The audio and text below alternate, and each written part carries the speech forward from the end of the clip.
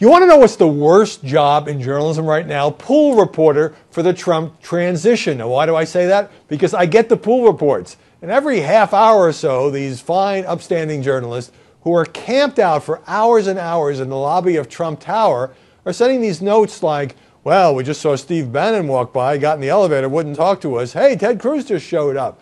Kellyanne Conway was here. She said she didn't have much to report on the transition.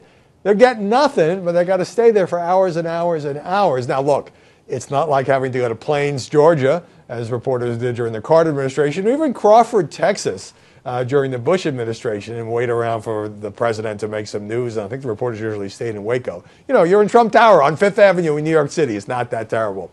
But it is frustrating because the whole media world right now is focused on, you know, the infighting and who's going to get which position. Is it really going to be Rudy or John Bolton for Secretary of State? And who's going to get some of these other jobs? And who's going to be in the White House? And who's going to take over the Pentagon? We all want to know. And I don't think most of the decisions have been made. And by the way, all these stories in New York Times and elsewhere about what a messy transition. Well, yeah, it's true. You know, Mike Pence took over for Chris Christie. A couple of people have quit.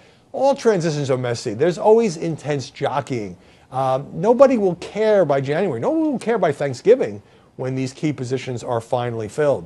But coming back to the pool reporters, the worst situation they had was Trump ducked out on them. Trump decided, the president-elect decided, that he was going to go take his family out to dinner, which seems like a reasonable thing to do. There was a rumor that he's at a steakhouse, so they all went running over to the steakhouse. He wasn't there. It turns out he was dining at the 21 Club, but when they got there, they weren't allowed to stand outside the restaurant, and one of the reporters was made to stand next to a dumpster. Isn't it glamorous being a big-time political reporter? Now, there's a serious issue here, which is the reason these protective pools follow the president-elect and later the president of the United States is it's a body wash. It's in case something terrible happens, you want the press to be in place. Now, I'm sure most Americans would say, let Donald Trump take Melania to dinner, and you don't have to be following him. It's not like you're sitting at the next table. You wait outside.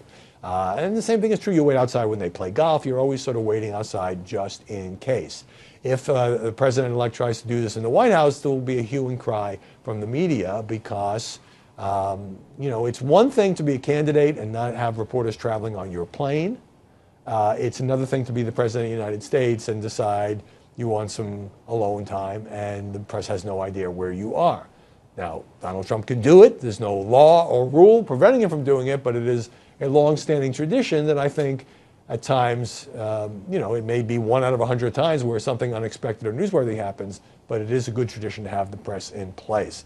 Meanwhile, my heart goes out to these Trump Tower people that's stranded there trying to get some news. Eventually, as this process goes on, they'll actually get some news and we'll get to see it.